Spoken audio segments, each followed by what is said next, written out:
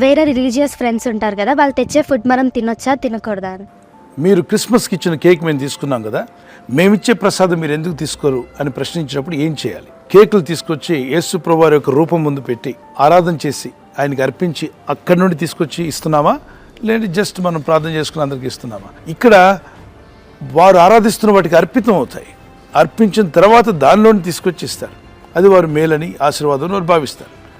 ఇప్పుడు నీవు క్రీస్తునందున్నావు కాబట్టి, నువ్వు యేసు క్రీస్తు ప్రభుని నమ్ముకొని బాప్తిసం పొంది నీవు ప్రభు బల్ల మీద ఉన్నదాన్ని తీసుకుంటున్నావు కనుక వేరే వాటి మీద బల్ల మీద ఉన్న వాటిని కూడా నువ్వు ఎలా పాలు పొందుతావని 1 కొరింథీ పత్రిక 10వ అధ్యాయంలో ఉంటుంది. సో దాన్ని బట్టి మనం గమనిస్తే మీ ఆత్మీయతను కాపాడుకోవడానికి వాళ్ళకి ఆ విషయం తెలియదు.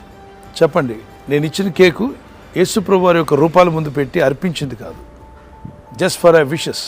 వారి బుక్లో రాసిందాన్ని వారు పాటిస్తారు, మన బుక్లో రాసిందాన్ని మనం పాటించాలి. God bless you.